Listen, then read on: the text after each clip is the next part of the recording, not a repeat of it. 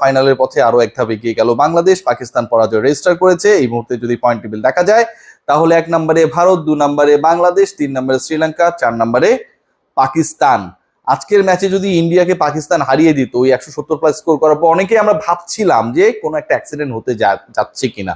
ভারত যদি পরাজিত হয় এটা কাইন্ড অফ অ্যাক্সিডেন্টই, অন্তত পাকিস্তানের এরকম এবড়ো থেবড়ো দলের এগেনস্টে। বাট সেটা হয় নাই। Convincing win by the Indians, এবং তারা খুব দারুণ একটা জয়ে বাংলাদেশের স্বস্তি আরো বেশি বাড়িয়েছে। দেখুন, টেবিলে যে 4টা দলের কথা আমি বললাম, ইন্ডিয়া, বাংলাদেশ, শ্রীলঙ্কা, পাকিস্তান, এই 4 দলের মধ্য থেকে তো ফাইনালে যাবে 2টা দল, এবং যেই 2টা দল ফাইনালে যাবে তাদের মধ্যে একটা দলকে ধরেই রাখা হচ্ছে ওরা ফাইনাল খেলবে, ইন্ডিয়া।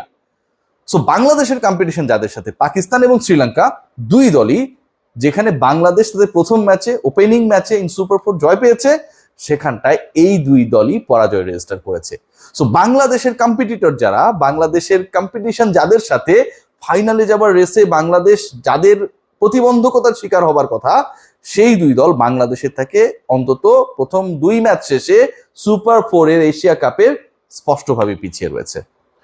রান রেটের হিসাবও যদি আমরা করি, পাকিস্তান আজকে যেভাবে পরাজিত হয়েছে তাদের রান রেটটা হচ্ছে এই মুহূর্তে, স্পেসিফিক ভাবে যদি আমি দেখেই বলি, এটা আসলে মুখস্থ বলার কোনো কারণ নাই, মাইনাস 0.689, -0 পয়েন্ট, মানে প্রথমত মাইনাস, এবং সেটা হচ্ছে -6 এর নিচে।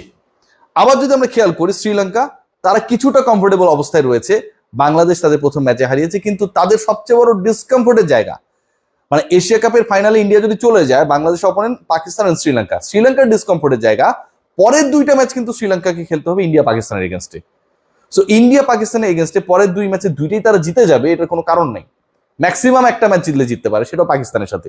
আর পাকিস্তান যদি সেই ম্যাচটায় শ্রীলঙ্কার কাছে হেরে যায়, তাহলে পাকিস্তান 2 ম্যাচ শেষেও জয় শূন্য থাকবে। ইন্ডিয়ার কাছে শ্রীলঙ্কা যদি হেরে যায়, পাকিস্তানের সাথে যদি জিতেও যায়, তাহলে আলটিমেটলি শ্রীলঙ্কার জয় থাকবে একটা। আর বাংলাদেশ যদি ইন্ডিয়া এবং পাকিস্তান এই 2 দলের মধ্যে একটা দলকে হারিয়ে দেয়, পাকিস্তানকে হারানো খুবই স্বাভাবিক। সবশেষ সিরিজে বাংলাদেশ জিতেছে, আজকে পাকিস্তান পরাজিত হয়েছে। এর আগে পাকিস্তান আমরা খেয়াল করেছিলাম গ্রুপ পর্বে ওমানের এগেনস্টে ম্যাচেও তারা হচ্ছে অনেকটা কাপাকাপি অবস্থায় চলে গিয়েছিল, ইন্ডিয়ার বিপক্ষে পাততেই পায়নি। সো ওভারঅল যে সিচুয়েশনটা দাঁড়াচ্ছে, তাতে বাংলাদেশ পাকিস্তান ইন্ডিয়া ম্যাচের পরে তারা শ্রীলঙ্কাকে হারানোর পর যতটা কমফোর্টেবল জোনে ছিল, তার থেকে বেশি কমফোর্ট জোনে চলে গেছে। বাংলাদেশ দলের সবচেয়ে ডিসকমফোর্টের জায়গা যেটা, they have to play back to back matches. 24 সেপ্টেম্বরে তারা খেলবে ইন্ডিয়ার এগেনস্টে, এবং তারপরের দিনই তাদের প্রতিপক্ষ পাকিস্তান, এবং যেই ম্যাচটা খুবই খুবই গুরুত্বপূর্ণ। ভারতকে বাংলাদেশ হারাতে পারবে না এমনটা না, 2019 সালের 3 নভেম্বর হারিয়েছিল। বাংলাদেশের একটা গুড ডে দরকার, সব ডিপার্টমেন্টে ক্লিক করা দরকার। যেই বাংলাদেশকে নিয়ে অনেক অনেক ধরনের নাক ছিটকানো বক্তব্য আমরা দেখেছিলাম, সেই দলটাই কিন্তু আফগানিস্তানের বিপক্ষে একটা এমন সিচুয়েশন ক্রিয়েট করে জিতেছিল, এমন মোমেন্টাম ক্রিয়েট করে জিতেছিল, যখন মনে হচ্ছিল যে ম্যাচটা মনে ফসকে যাচ্ছে। সেই বাংলাদেশ শ্রীলঙ্কার বিপক্ষে যেভাবে জিতেছে, টোটালি ইট ওয়াজ আ কনভিনসিং উইন। বাংলাদেশের চেজিং নিয়ে যে ধরনের প্রশ্ন ছিল, বাংলাদেশের দুবাই ইন্টারন্যাশনাল ক্রিকেট স্টেডিয়ামে কি করতে পারে লাইক আ টিম, শ্রীলঙ্কা যারা এশিয়া কাপের প্রথম 3 ম্যাচে 3টা জয় পেয়েছে, বাংলাদেশকে গ্রুপ পর্বের ম্যাচে 32 বল হাতে রেখে হারিয়েছে, সেই দলকে বাংলাদেশ জাস্ট উড়িয়ে দিয়েছে। বাংলাদেশের আরো কমফোর্টের জায়গা, অ্যাডভান্টেজাস সিচুয়েশন বা পজিশন যে জায়গাটায় রয়েছে, সেটা হচ্ছে টপ অর্ডার। টপ অর্ডার নিয়ে আপনারা খেয়াল করে দেখবেন, সবশেষ 2 ম্যাচে যে ঘটনা ঘটেছে, সবশেষ 2 ম্যাচে তানজিদ হাসান তামিম আফগানিস্তানের এগেনস্টে অসাধারণ খেলেছেন, পরের ম্যাচে সাইফ হাসান অসাধারণ খেলেছেন। মানে বাংলাদেশের ওপেনারদের মধ্যে কেউ না কেউ স্কোর করছেন, কেউ না কেউ অন্তত 10, 11, 12 ওভার পর্যন্ত কন্টিনিউ করছেন। বাংলাদেশের পাওয়ার প্লের হিসাবটাও যদি আমরা করি, বাংলাদেশ আফগানিস্তানের বিপক্ষে পাওয়ার প্লের দারুণ একটা ইউটিলাইজেশন করেছিল। সবশেষ ম্যাচেও বাংলাদেশ পাওয়ার প্লেতে 59 রান তুলেছে। বাংলাদেশের মেডেল নিয়ে যদি কথা বলি, যেই টেনশনটা ছিল যাদেরকে নিয়েছিল, স্পেশালি তাওহিদ হৃদয় নাম্বার 4, সেই জায়গায় একটা সময় মনে করা হতো যে Saif Hasan is the best candidate. Saif opening এ গিয়ে দেখিয়ে দিলেন তিনি ওখানকার জন্য আরো বেশি মোর বেটার। নাম্বার 4-এ তাওহিদ হৃদয় যেভাবে ডমিনেট করে লাস্ট ম্যাচ খেলেছেন against the Sri Lankan bowling attack, বাংলাদেশের কনফিডেন্সের জায়গা তো অবশ্যই স্কাই হাই হওয়ারই কথা। আকাশ চোপড়ার মতো পৃথিবী বিখ্যাত ক্রিকেটার, এত এত রেকর্ড তার, আমি কোনোটা অবশ্য জানি না ভালো মতো কি কি রেকর্ড চেক করছে, তো এই আকাশ চোপড়ার মতো এরকম একজন বিখ্যাত মানুষ, সেও এখন বলছে যে বাংলাদেশ জিতলে নাকি তার ভালো লাগে। মুস্তাফিজুর রহমান খেয়াল করে দেখবেন, যখন বাংলাদেশের এগেনস্টে যে কোনো ব্যাটিং লাইন আপ আক্রমণাত্মক হয় 15-16 ওভারের পরের সময়টায়, যেভাবে বল করেছেন, লাস্ট ম্যাচে যেভাবে 3টা উইকেট নিয়েছেন, যেখানটায় শ্রীলঙ্কার স্কোরটা একটা সময় মনে করা হচ্ছিল ইট উইল টাচ রাউন্ড 180, সেই জিনিসটা করতে দেন নাই।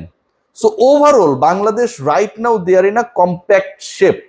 যেই শেপটায় কেন এই ডিসকাশনটা করছি, বাংলাদেশের অপোনেন্ট পাকিস্তান বা শ্রীলঙ্কা নেই।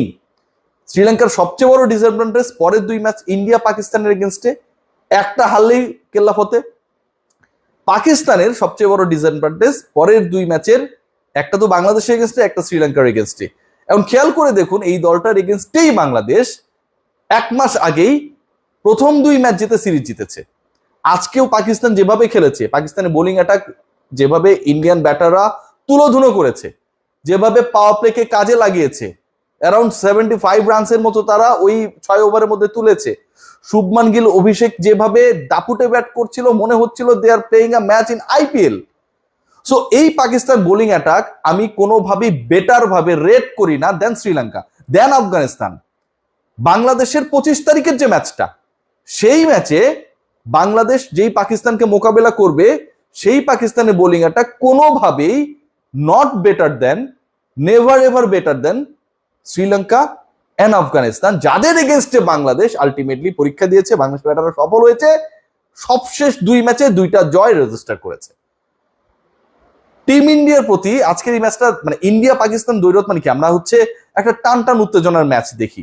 আজকের পুরো টান উত্তেজনাটা ছিল অনেকটা ওই যে শ্রীলঙ্কা আফগানিস্তান ম্যাচের মতো, যে শ্রীলঙ্কা যদি জিতে যায় বাংলাদেশের জন্য পরের রাউন্ডে যাওয়ার পরটা খুব ইজি হয়ে গেল। আজকের এই ম্যাচটা দেখার, এই ম্যাচটা ফলো করার মূল কারণটাই ছিল যে ইন্ডিয়া পাকিস্তান ম্যাচ এ কারণে না,